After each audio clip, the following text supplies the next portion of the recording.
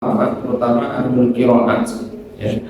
Para ulama ahlul qiraat itu karena qiraat itu harus berdasarkan sanad, maka dalam membaca Al-Quran itu menggunakan sanadnya para ahlul qiraat. Sanadnya ahlul qiraat itu adalah kalau mengikuti para imam, di antara imam para ahlul qiraat itu adalah menjaharkan basmalah. Karena dalam masalah sanad itu a'la sanadi, sanad yang tertinggi itu adalah sanad Al-Quran. Di bawahnya baru sanad hadis. Maka penyelesaian permasalahan apakah basmalah itu jahr atau sir, maka dikembalikan kepada a'la sanad. Sanad yang tertinggi adalah sanad Al-Quran. Itu apa? Kita mengambil Al-Quran, mengambil tilawah Al-Quran dari guru kita. Guru kita mengambil dari guru kita, dan seterusnya sampai nanti ketemu para imam qurra. Yang imam qurra itu mengambil dari siapa? Mengambil dari para sahabat.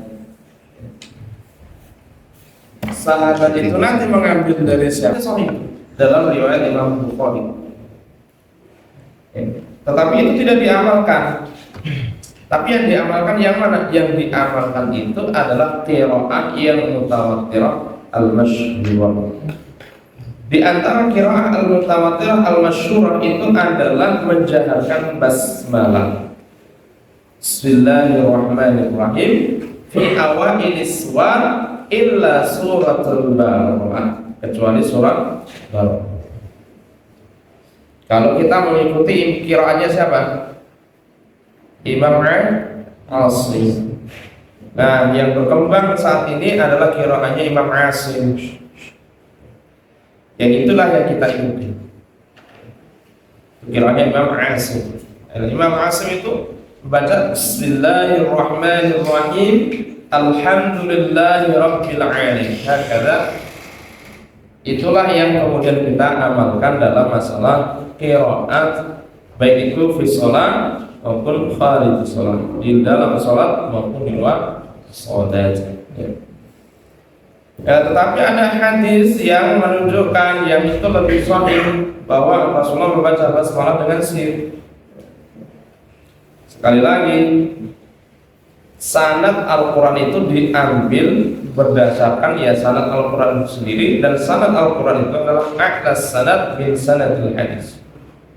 Dan itu adalah sudah menjadi pengetahuan umum di kalangan para ahlul ilmi. Jadi itu di antara alasan kenapa para ulama itu menjaharkan basmalah, karena mengambil bahwa qiraat ini, basmalah ini diajarkan melalui sanad yang diambil dari guru-guru, kemudian sampai kepada Rasulullah SAW. Makanya tadi yang saya sampaikan bahwa dalam hadis ada sanadnya sahih, dan itu ada dalam Sahih Bukhari, tapi itu tidak diamalkan. Seperti qiraahnya siapa? Qiraahnya Ibnu Abbas. Di sebagian tidak diamalkan. Tetapi yang diamalkan yang mana? Yang diamalkan itulah yang diamalkan oleh para imam al-qurra, yang kemudian sudah disempurnakan, yang sudah sampai kepada kita semuanya. Nah, itu terkait dengan masalah basmalah, supaya tidak ada ikhtilaf di dalamnya, apakah sir, apakah jahr. Kita kembalikan kepada a'las sanad wa huwa sanadul Quran. Kemudian ayat yang kedua, Alhamdulillahi Rabbil Alamin. Sebelum lanjut, dari penjelasan tadi kan kita baca Al-Fatihah, kan berarti dianjurkan untuk jahar. Untuk musola atau masjid ini ya, untuk misalnya santri dan sebagainya, kita mulai nantilah itu jaga semua. Ya, jadi kami yang di makmum juga tidak bingung. Kadang-kadang ada yang jaga, ada yang share itu sih. Dan ini buat kesepakatan kalau memang sudah ilmunya seperti itu ya jaga semua. Termasuk nanti yang tidak hadir di sini ya nanti untuk diworo-woro dari kesepakatan kita kalau baca masalah di surat Al-Fatihah nanti jaga atau mungkin surat yang lain jaga apa tidak? Terima kasih. Baik. Monggo nanti ya saya sudah waktu itu di dalam kelas saya juga sudah menyampaikan baik itu di dalam sholat maupun di luar sholat bahwa basmalah itu dibaca sesuai dengan riwayat yang kita terima. Ya, riwayat yang kita terima itu adalah karena riwayat dari Imam Asim, ya, maka kemudian Imam Asim itu menjaharkan basmalah di antara dua surat kecuali surat bawah. Nah itu sudah sering saya sampaikan di beberapa kelas. Nah, monggo nanti para santri, para imam silakan menggunakan ilmu yang sudah sampai kepada kalian semuanya. Adapun nanti kalau dalam bahkan di dalam tanya jawab kalau tidak salah di dalam tanya jawab itu riwayat yang menjaharkan itu pun dikuatkan oleh majelis taklim itu yang menjaharkan basmalah. Maka sekarang ada beberapa imam-imam di masjid-masjid ya terutama di masjid-masjid Muhammadiyah itu banyak yang menjaharkan. Tapi itu dari sisi dari sisi hadis. Tapi yang kemarin sudah ya atau yang tadi saya bilang bahwa a'la sanad yang tertinggi itu adalah sanad Al-Quran. Maka Al-Quran itu dibaca berdasarkan sanadnya. Berdasarkan sanadnya. Karena ada berapa dalam hadis yang sanadnya itu sahih tapi sebenarnya tidak bisa diamalkan. Karena sanad qiraah yang boleh diamalkan itu hanya dua. Yaitu qiraah al-mutawatirah dan qiraah al-masyhurah. Yang sanadnya mutawatir, kemudian sanadnya adalah masyhur. Masyhur itu apa? Diamalkan oleh banyak ulama. Nah, itu yang diamalkan. Kecuali nanti kalian ngambil dari qiraah imam tertentu. Ya, misalkan ngambil dari bacaannya siapa? Imam Khalaf atau bacaannya Imam Qalun. Nah, itu nanti bisa berbeda dalam masalah jahriyatul basmalah di sholat. Tapi Imam Hafs ya, dari Asim itu menjaharkan basmalah di dalam sholat maupun di luar sholat. Itu yang kita terima. Mudah-mudahan nanti bisa dimaklumi tadi. Ya. Jadi nanti silakan diamalkan yang ilmunya sudah sampai, ya, yaitu terkait jahriyatul basmalah. Kita lanjutkan alhamdulillahirabbil alamin. Kalau kita lihat terjemahan secara sederhana, alhamdulillahirabbil alamin. Alhamdu itu adalah pujian, lillahi itu untuk Allah, Rabb sebagai Rabb al-alamin. Kita lihat satu persatu. Alhamdu, kalimat alhamdu itu artinya al-thana, pujian. Al-thana bil jamil al fi'l ikhtiyari wa huwa a'anhu min asy-syukr. Bahwa alhamdulillah itu adalah pujian yang sempurna, pujian yang indah, ya. Wa huwa a'ammu minasyukri, dan dia itu lebih umum daripada syukur. Li'anna syukra biyakunu muqabilun nikmah. Karena yang namanya bersyukur itu terkait dengan nikmat. Saya kasih contoh begini.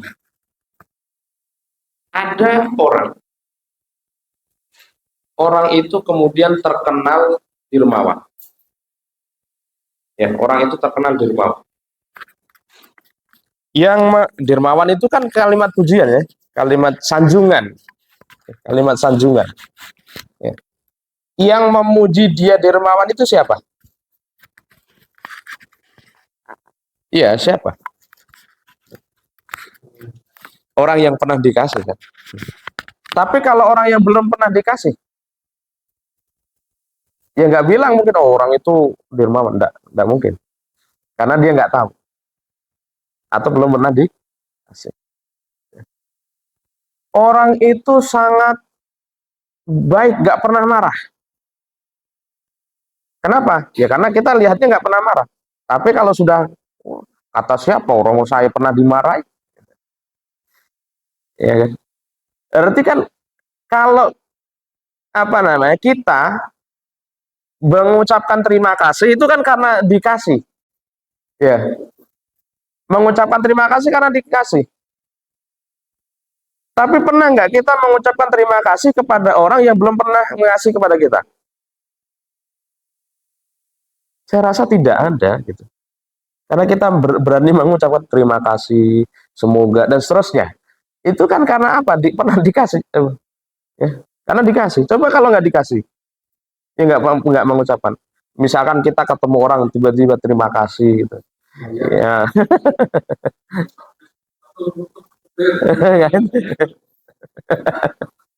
Ya.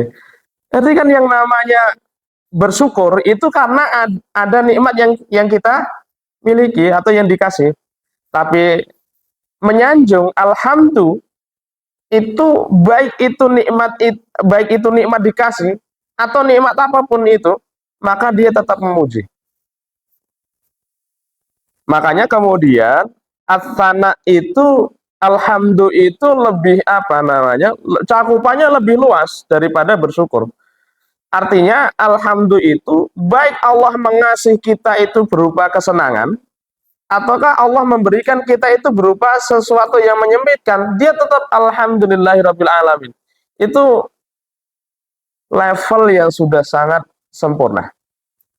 Ya, contoh begini. Ketika orang itu sakit, apa yang pertama kali dia ucapkan? Kalau dia berani mengucapkan alhamdulillahirabbil alamin, Allah memberi saya sakit, itu luar biasa. Atau Allah menyempitkan rezeki kita, alhamdulillah. Makanya ya, banyak kisah bagaimana kemudian di saat sempit itu mereka tetap mengucapkan bismillah, mengucapkan alhamdulillah, tetap mengucapkan pujian kepada Allah Subhanahu wa taala. Alhamdulillahirabbil alamin.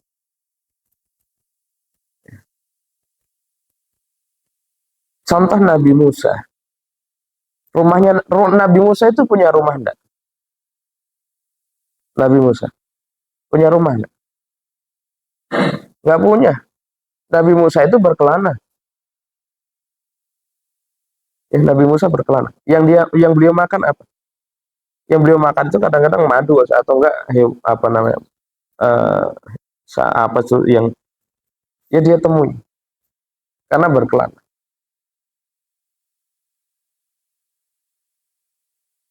Dan selalu mengucapkan alhamdulillahirabbil alamin. Banyak orang-orang soleh yang kemudian itu diuji dengan kesempitan-kesempitan. Bahkan kalau kita lihat ya, orang baik itu banyak sekali ujiannya. Orang baik itu banyak sekali ujian. Ujian kesempitan rezekinya, kesempitan banyak hal. Itu banyak sekali orang baik itu ujiannya. Tapi bukan berarti kemudian orang yang dilapangkan rezekinya berarti itu nggak diuji. Justru ujian itu ada yang ujian kebaikan, ada ujian kesempitan. Banyak kayak gitu. Nah, maka di dalam hal tersebut sebenarnya ayat ini mengajarkan kepada kita dalam kesempitan, dalam kelapangan kita tetap mengucapkan alhamdulillahirabbil alamin. Itu satu. Kemudian yang kedua, bahwa yang namanya hamdun sana'u bil jamil itu untuk Allah Subhanahu wa taala. Makanya kalimat setelahnya adalah lillahi. Lillah itu ada alif lam di situ. Ada lam di situ. Lam di situ menurut para ulama adalah lamul istihqaq wa lamul ikhtisas. Bahwa lam itu adalah keberhakan, bahwa yang namanya pujian itu adalah haknya Allah Subhanahu wa taala. Ikhtisas itu hanya untuk Allah Subhanahu wa taala. Pujian itu hanya untuk Allah, yang memiliki pujian itu hanya Allah Subhanahu wa taala. Maka ajaran Nabi Muhammad sallallahu alaihi wasallam itu apa? Uhsu ila afwahil al-maddahin at-turab. Uhsu ila afwahil maddahin at-turab. Lempar itu tanah ke siapa? Afwahil maddahin, mulutnya orang yang suka memuji. Itu menggunakan maddahin. Maddahin. Ada tasydid di situ, berarti memuji itu boleh. Yang tidak boleh itu adalah berlebihan dalam memuji. Dan itu hati-hati loh. Ya, hati-hati terkait dengan masalah pujian ini. Satu, kita jangan sampai memuji berlebihan kepada siapapun. Ya, kepada siapapun. Karena apa? Kata Rasulullah, engkau telah mematahkan tulang punggung saudaramu. Kenapa? Orang yang dipuji itu, kalau dengan cara berlebihan, justru nanti akan dibuka aibnya oleh Allah Subhanahu wa taala, sehingga orang yang tadinya memuji-muji akhirnya mencaci maki. Saya rasa sekarang banyak itu. Dulu diangkat-angkat, dipuja-puji, sampai nggak pernah ada dosa. Tapi begitu di ujung kekuasaannya dicaci maki, dihina, ditinggalkan. Betul nggak? Ada nggak yang seperti itu? Banyak. Makanya dalam memuji itu ya biasa saja, tidak terlalu lebay. Dan kita bukan orang yang suka memuja-muja. Bahasa mungkin sighah mubalaghah kita memuja-muja. Ya. Pokoknya salah bener derek. Gitu. Sampai kemudian pada level, wah, kalau dalam politik itu sampai ada Satrio Piningit. Ya.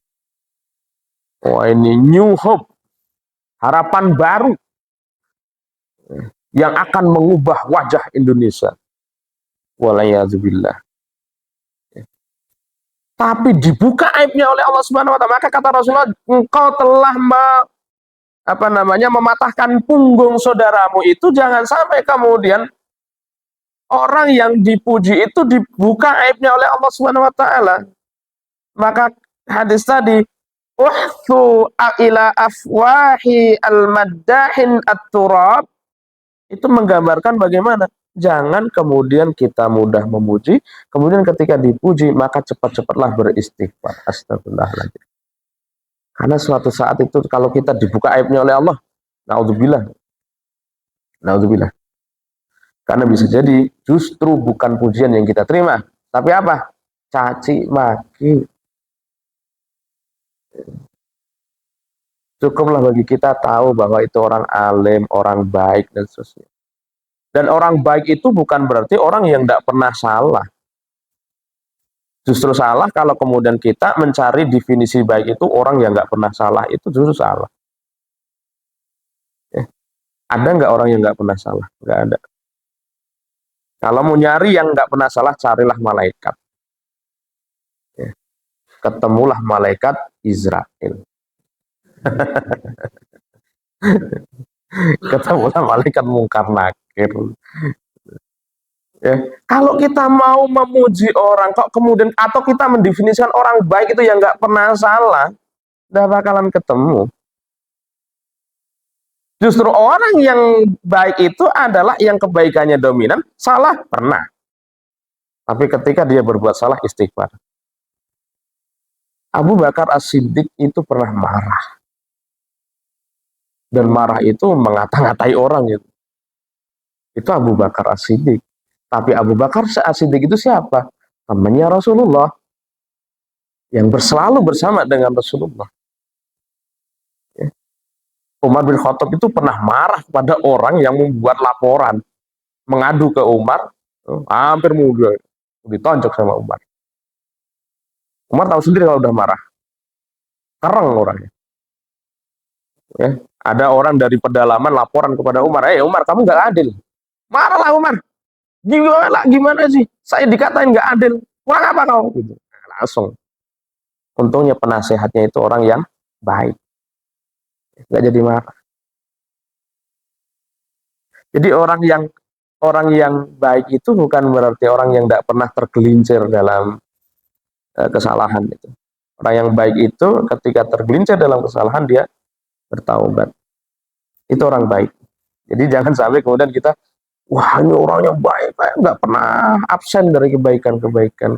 Saya khawatir nanti justru dibuka aibnya oleh Allah Subhanahu Wa Taala. Maka bagi kita memuji itu standar saja, sewajarnya, sak patutnya, sak madya saja. Tapi ketika kita dipuji jangan cemooh juga, atau malah justru haus pujian. Ini bahaya. Kalau orang sudah haus pujian itu bahaya. Semuanya diakal-akalin. Semua diakal-akalin. Gimana supaya langgeng itu? Gimana supaya ada pengaruhnya di situ meskipun sudah tidak berkuasa? Gimana kemudian supaya bisa tetap ada pengaruhnya bagi sekitarnya? Karena ciri orang yang haus pujian itu adalah membutuhkan validasi. Itu kalau bahasa sekarang. Membutuhkan validasi. Apa bentuk validasinya? Bentuk validasi adalah butuh pengakuan. Butuh pengakuan. Supaya butuh pengakuan, maka butuh massa, butuh pengikut. Supaya butuh pengikut, al-insan abdul ihsan. Supaya butuh pengikut, guyur uang selesai. Ya kan orang itu kalau udah dipangku mati. Ya. Orang kalau sudah dipangku mati. Al-insan abdul ihsan itu namanya. Terus juga kayak duit, kon joget saya belum yakin. Kasih 100.000, pokoknya melu aku joget sak karepmu, pasti mau. Ya. Makanya kemudian ajaran Islam itu ya itu tadi. Ini kan Rasulullah bukan berarti kemudian kita lempar itu ya, ada ya memang yang melempar pakai pasir itu ada. Supaya orang tidak al-maddahin memuji terlalu berlebihan. Ya, memuji boleh, tapi jangan berlebihan. Jangan terlalu lebay. Seakan-akan tidak punya salah. Khawatirnya justru dibuka aibnya oleh Allah Subhanahu Wa Taala. Maka doa yang diajarkan oleh sahabat Ali bin Abi Thalib ketika beliau dipuji itu apa doanya? Ya, silakan nanti dihafalkan. Allahumma ja'alni khairan mimma yazunnun. Allahumma ja'alni khairan mimma yazunnun. Ya Allah, jadikanlah aku khairan mimma yazunnun. Lebih baik dari apa yang mereka sangkakan. Artinya ketika kita dipuji itu karena orang memuji kita, karena orang nggak tahu aib kita, betul ya? Orang kalau tahu aib kita nggak bakalan muji, yang ada jijik. Maka ketika ada orang memuji kita, berdoalah Allahumma ja'alni khairan mimma yazunnun. Sehingga kemudian doa ini mengajarkan agar kita selalu menjadi lebih baik dalam masalah ibadah. Jadikanlah aku lebih baik dari apa yang mereka sangka. waghfirli mimma la ya'lamun, dan ampunilah aku mimma la ya'lamun, sebagaimana mereka nggak tahu apa yang telah aku perbuat. Ini kan wakfil itu kan artinya tutuplah aibku, tutuplah dosa-dosaku supaya tidak engkau perlihatkan, sehingga nanti apa, kan wakfili mimma la ya'lamun, mereka nggak tahu apa dosa-dosaku, apa aib-aibku. Wala tu'akhidni bima yaqulun, dan janganlah engkau siksa aku terhadap apa yang telah mereka katakan. Ini kan sebetulnya doa yang sangat bagus ya. Allahumma ja'alni khairan mimma yadhunnun waghfir li mimma la ya'lamun wa la tu'akhidni bima yaqulun.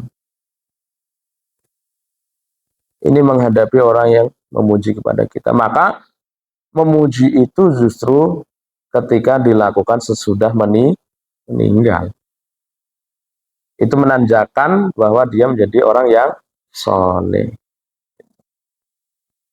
Nah, bahkan kalau dalam salah satu penelitian ya, dalam dunia akademis itu, ketika kita ingin mengangkat pemikiran tokoh tertentu, maka syaratnya adalah tokoh itu sudah meninggal dulu. Ya, nggak boleh misalkan mengangkat pemikiran tokoh siapa di sini, tapi tokohnya masih hidup, itu nggak boleh. Kenapa? Karena bisa jadi nanti pemikirannya berubah. Hari ini pemikirannya masih A, besok ternyata B. Ya, maka tidak boleh diangkat. Mengangkat pemikiran tokoh itu ketika yang bersangkutan sudah meninggal. Jadi kemarin ada teman saya itu mengajukan kepada dosennya, boleh nggak mengangkat tokoh ini tapi masih hidup? Ya kata dosen, nggak boleh. Karena apa? Khawatir apa yang penelitian hari ini besok bisa berubah itu. Bisa berubah. Karena apa? Pemikiran seseorang itu berkembang. Ya. Kapan selesai? Ya kalau sudah selesai urusannya. Kalau sudah selesai di dunia, baru kemudian pemikirannya udah nggak bisa berubah, itu udah itu. Itu menandakan apa? Ya menandakan bahwa ya memuji itu ya kalau orang sudah meninggal itu berarti orang itu memang baik.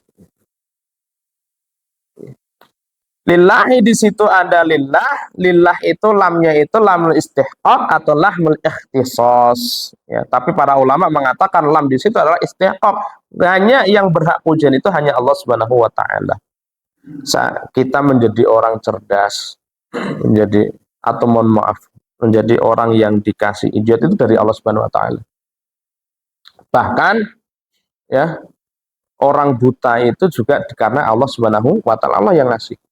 Maka ketika dia tabah, ya, ketika dia sabar, surga yang paling pertama itu orang buta. Dibandingkan ada antisnya itu ya. Surga pertama itu dihuni oleh satu orang miskin, yang kedua adalah orang buta. Ya. Kenapa? Ya orang miskin apa yang mau dihisap, orang nggak ada apa-apa dihisap. Ya. Orang buta itu kenapa kalau dia tabah itu sudah jaminan surga itu. Orang buta, orang miskin itu sudah jaminan surga. Artinya kalau punya dua kaki, kakinya satunya sudah masuk surga. Tinggal nanti kamu mau tarik apa enggak gitu, atau kamu langsung kan. Kalau kamu tidak tabah, nggak sabar, dia ketarik itu jadinya nggak masuk surga gitu. Artinya sudah ada garansi di sana. Ketika dia tabah. Makanya kemudian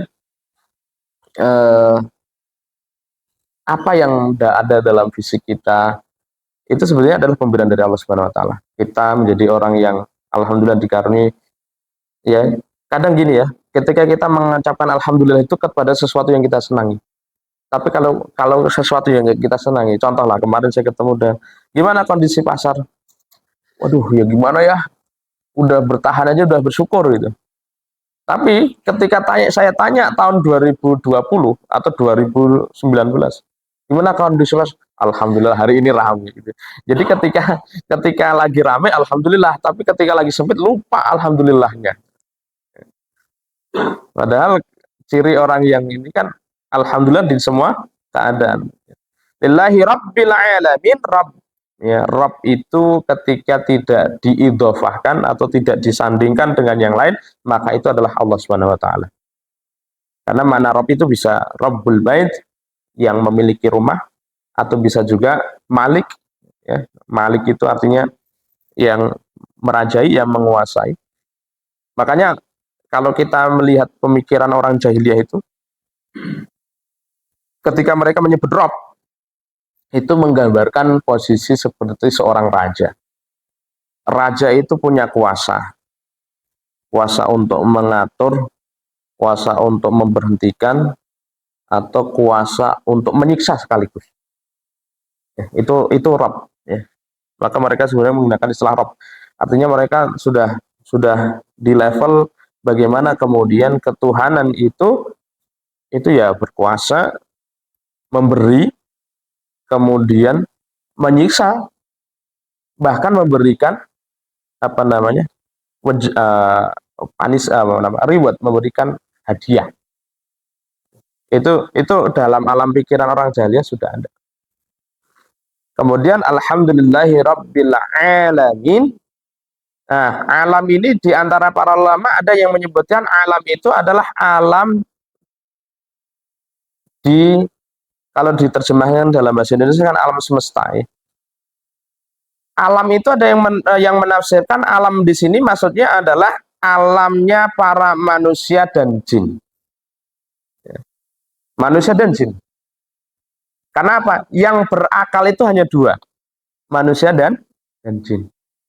Maka Ibnu Sina, ya, Ibnu Sina, kalau tidak salah, Ibnu Sina itu pernah, berarti jin itu juga punya akal. Ya, jin itu punya akal. Ya, cuman bentuk akalnya kayak apa dan bagaimana kerja akalnya jin itu kita nggak tahu. Cuman salah satu pendapatnya itu jin itu punya akal. Karena di antara para mufasir, alam itu kan berarti sesuatu yang berakal. Makanya di situ menggunakan al-alamin. Ya, jamak mudzakkar salim. Jamak mudzakkar salim itu untuk sesuatu yang berakal. Berarti alam ini siapa kalau berakal? Yang berakal hanya dua, jin dan manusia. Ya. Itu makanya kemudian menggunakan al-alamin, ada itu kan jamak mudzakkar salim. Jamak mudzakkar salim itu adalah lil aqil, untuk sesuatu yang berakal. Untuk yang tidak berakal ya tidak masuk. Yaitu di antara para mufasir. Tapi ada yang mengatakan bahwa al-alamin itu adalah kullu maujudin siwallah. Segala sesuatu yang ada selain daripada Allah. Ya, ini menurut saya penafsiran yang cukup lebih dekat dari sisi makna. Karena yang namanya Tuhan, yang namanya Allah itu adalah menguasai seluruhnya. Alam semesta itu sebetulnya alam dunia. Maka sebetulnya menerjemahkan menjadi alam semesta itu tidak tepat. Karena di alam akhirat itu kan nanti Allah yang berkuasa. Maliki yaumiddin, itu kan ada ayat setelahnya, Maliki yaumiddin.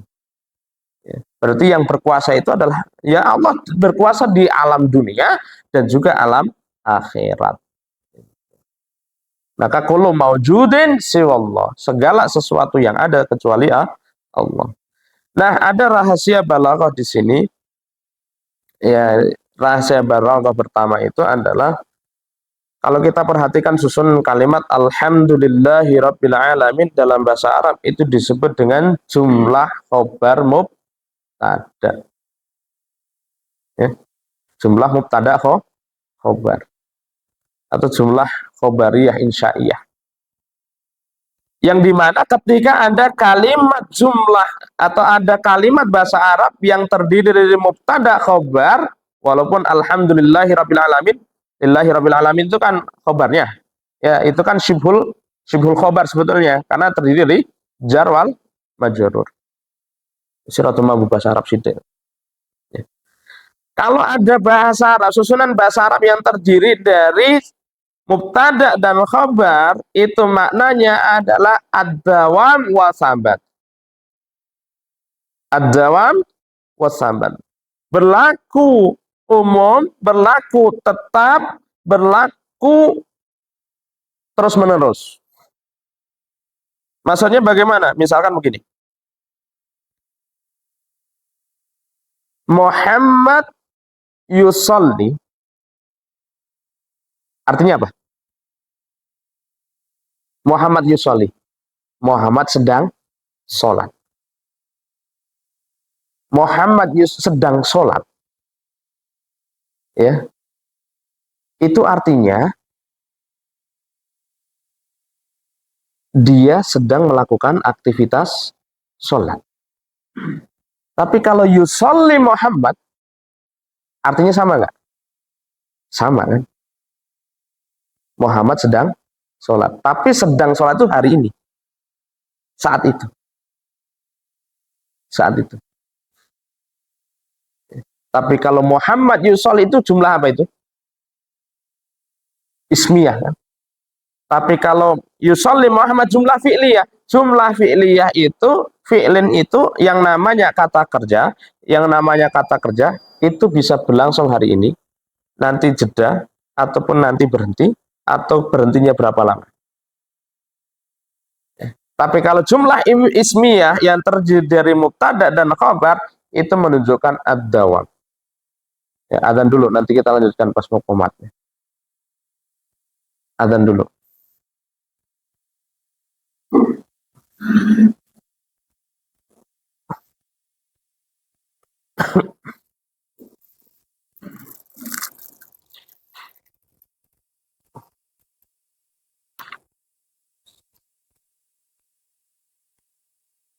Belum kita nanti sholat.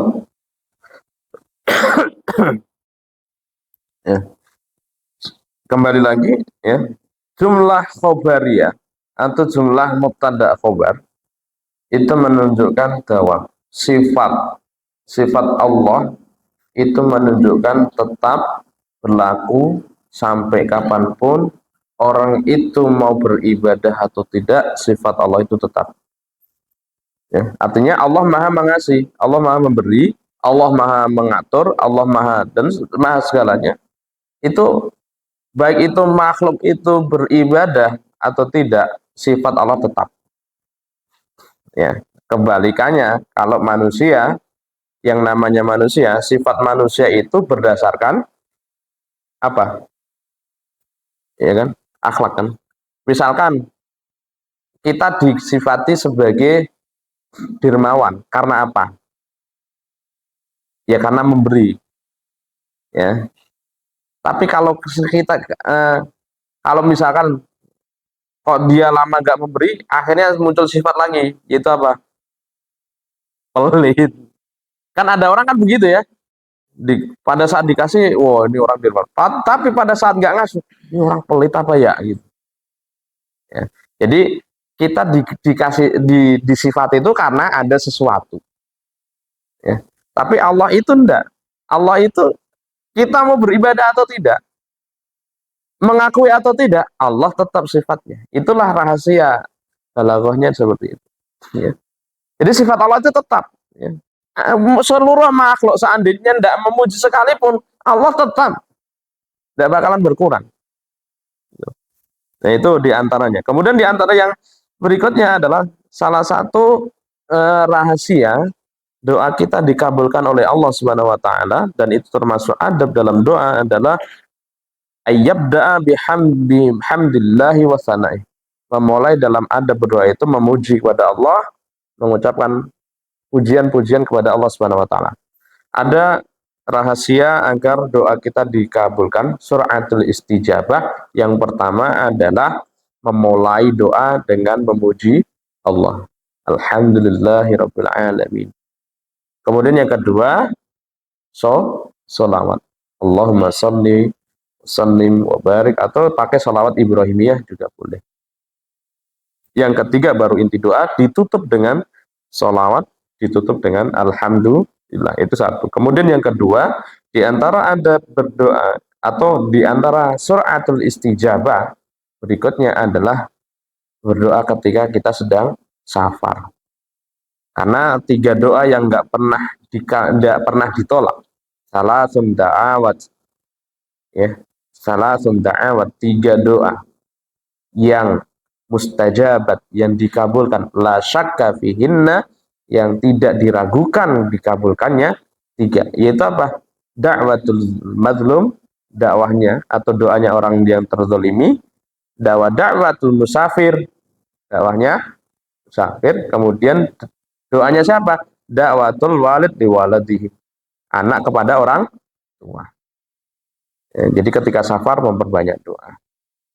Kemudian yang ketiga adalah rahasia suratul istijabah, itu adalah eh, meninggalkan hal-hal yang haram. Ya, pernah mendengar hadis bagaimana ada orang yang telah sebetulnya dia sudah dekat dengan dikabulkan doa. Sudah dekat nih, selangkah lagi dia doanya dikabulkan. Karena apa? Itolatus safar, dia sudah melakukan safar yang panjang. Dan dia ketika berdoa itu adalah yamuddul yadahu ila sama, menadahkan tangannya ke langit, kemudian menyebut nama Allah Subhanahu wa taala, tapi doanya tidak dikabulkan. Apa kurangnya? Wa malbasuhu haram, pakaiannya haram. Wa mashrabuhu haram, apa yang dia minum adalah haram. Wa ghudhiyalahu haram, apa yang dia usahakan adalah haram. Fa anna yustajabu lahu, bagaimana mungkin aku akan mengabulkan doanya. Jadi itu 3 doa agar doa kita dikabulkan, ya, dengan cara beradab seperti tadi, kemudian itolatus safar, kemudian yang ketiga adalah berdoa dengan cara yang halal, dengan pakaian yang halal. Artinya sesuatu yang masuk ke dalam jasad kita itu sesuatu yang halal. Karena ketika ada sesuatu yang haram itu menjadi penghalang dari terkabulnya doa. Seperti itu tadi, musafir itu udah dekat sekali tuh, tinggal selangkah lagi doanya dikabulkan. Ya, sudahlah safar, sudahlah ketika dia berdoa pakai adab, tapi hanya satu, wa malbasuhu haram, pakaiannya haram. Ya, pakaiannya haram itu bisa jadi gini,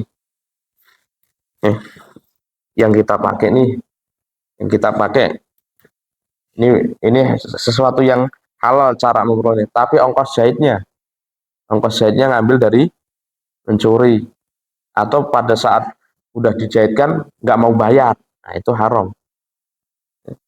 Pakaiannya sudah terjaga semuanya dari haram, peci kita ini hasil gosok, oh itu pasti gosok, wah itu gimana kita itu. Atau pecinya udah benar, sarungnya udah benar, semuanya udah benar, cincin kita, ada cincin kita ini, terus kita berdoa cincin kita hasil nyolong. Cincinnya sudah benar, batunya hasil nyolong. Fa anna yustajabullah, bagaimana Allah akan mengabulkan? Semuanya udah benar, pakaiannya dan semua udah benar, tadi habis nyolong pelem. Bagaimana akan dikabulkan? Atau habis nyolong kemudian sholat tahajud.